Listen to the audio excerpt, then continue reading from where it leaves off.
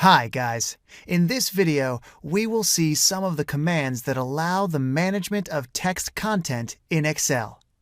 These functions are quite useful when we have to elaborate large quantities of text data within a worksheet and can save tons of time. In the left part of our sheet we have a long German word which will serve us well for the purpose of the exercise. Let's start with the function left. It allows Excel users to obtain a specified number of characters which stand to the left side of a given text string. We just type left, select the cell which contains text, and then type the number of characters which we would like to obtain. Let's say that I'd like to obtain 6 characters, so I'll type 6 as a second argument, and the formula displays doppel as a result. If we change the second parameter to 3, it will display dop. The right formula works in a similar fashion, with the only difference being that it gives as a result the characters at the end of a text string. Let's provide an example.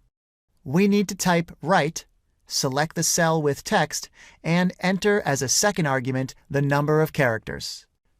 Selecting 3 as the second argument, we obtain as a result the last 3 characters of the word, BBE. Mid is the third formula we will see in this video. Mid is similar to the left function as well. The main difference, though, is that the user can decide which character of the word he wants to start from.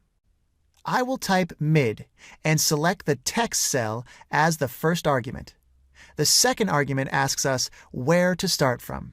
It has to be a number. 1 corresponds to the letter first in the word. Let's start from the 4th character.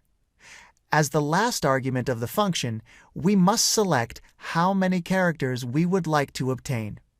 Let's say that in our case, we would like 7 characters. And here is our result.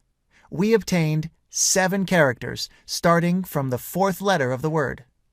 In case you may ever need to convert uppercase or lowercase letters, you will benefit from becoming familiar with upper, lower, and proper. The function upper will convert a string to all uppercase letters. We just have to type upper and select the cell. See? Pretty easy to do. The function lower, on the other hand, will convert the text to all lowercase letters. As I type lower and select the cell B4, the text string is converted into all lowercase letters. It's easy to apply as well. The next function we will be introducing is proper. Its application is exactly the same as the one of upper and lower. Its output will be an uppercase first letter, and the rest of the letters will be lowercase. Now let's go ahead and see the application of the and concatenate functions.